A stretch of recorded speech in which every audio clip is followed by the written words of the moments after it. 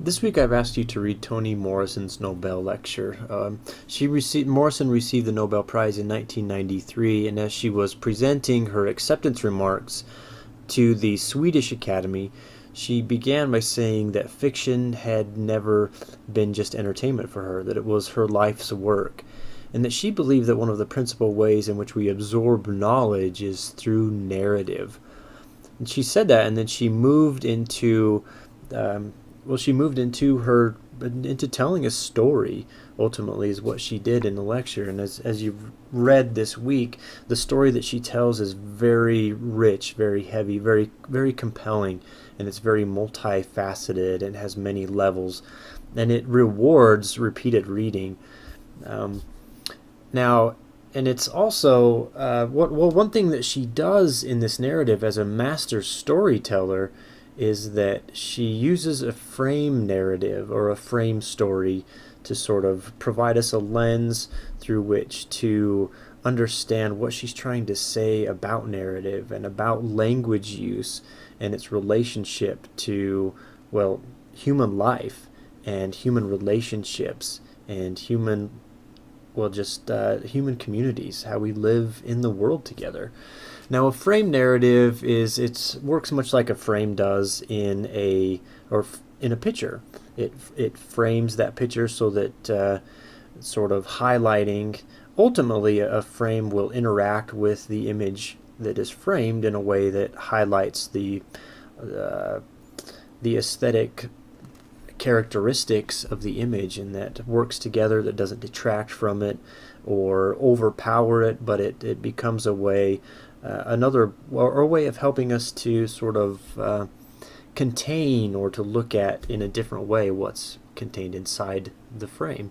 So that's what a frame narrative works in a similar way. It becomes sort of scaffolding or a lens through which we're asked to view, or which we can be seen as being asked to view what's taking place within that frame narrative.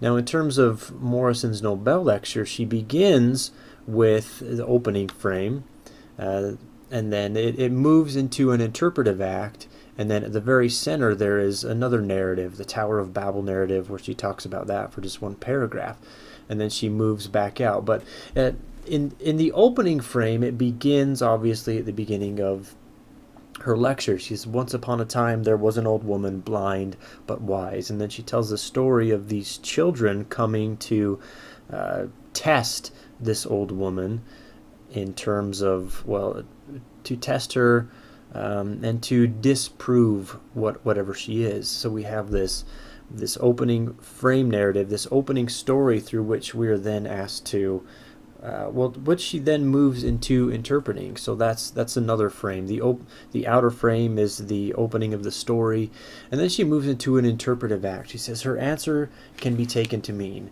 because this woman has told the kids, well, the answer's in your hands, and then Morrison moves. She takes a step back a little as the narrator, and begins to interpret what has just happened in this story, and in the first part, she really talks a lot about the challenge. Well, the whole thing she talks about the challenges of language use. But in the first part, in her interpretive act one, as I've labeled it here, she talks about the dangers of language use, the dangers of oppressive language. She calls it at one point unyielding language, which does not give way to interrogating ideas, and it closes down the mind. It actively, these are her words, it actively thwarts the intellect, stalls conscience, and suppresses human potential. It is unreceptive to interrogation.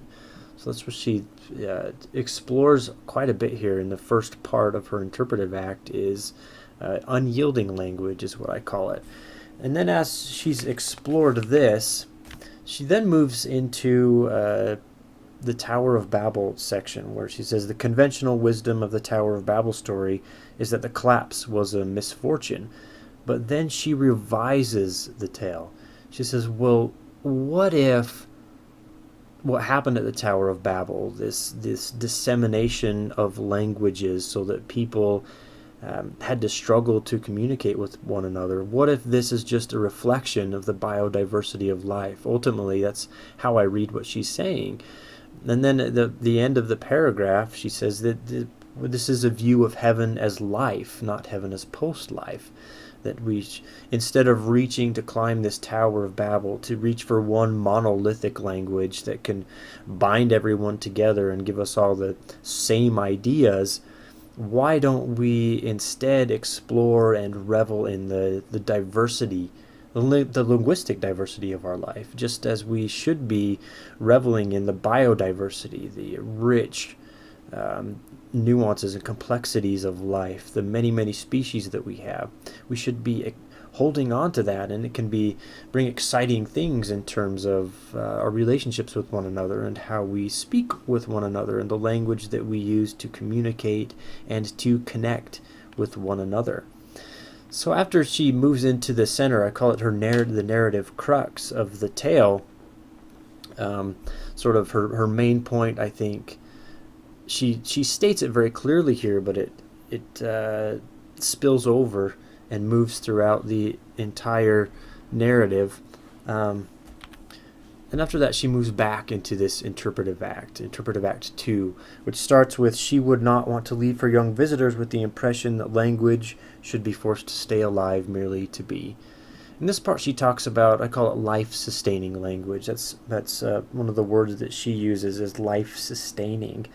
And this sort of language is interrogative, it's generative, it's always producing new things, and it's exciting. It's life-sustaining language is always on the cusp of something new, and it's exciting. It doesn't seek to close down ideas, but to open them up.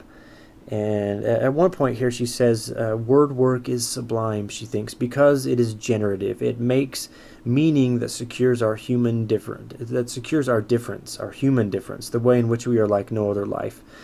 We die, that may be the meaning of life, but we do language, that may be the measure of our lives. So here this really excites me about what she says in terms of the potential of language use. We have life-sustaining language as opposed to what she talks about in the beginning of unyielding language, that these two sort of, I guess we could call them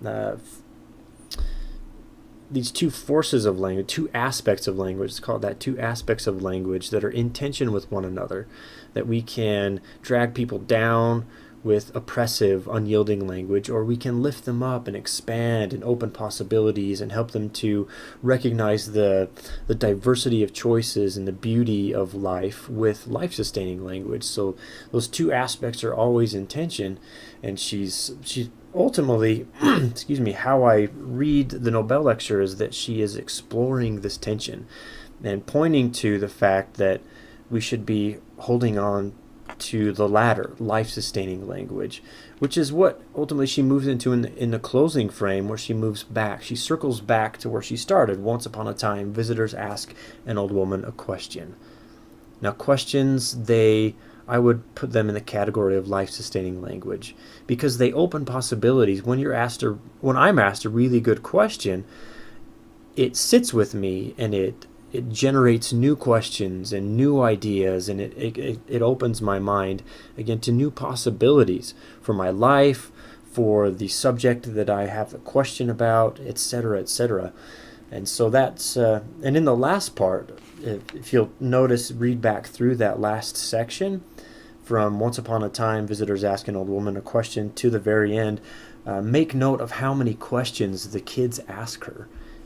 Those visitors ask her through this, and there are just so many questions, and they speak to the possibilities of narrative, of how it can bring generations together. And it's really exciting to me, especially when she moves into the last part of the slaves. She tells the kids tell the narrative of, or they tell the story of the slaves riding in the back of a wagon, and then they come to an inn. And the inn door opens. A girl and a boy step away from its light. They climb into the wagon bed. The boy will have a gun in 3 years, but now he carries a lamp and a jug of warm cider.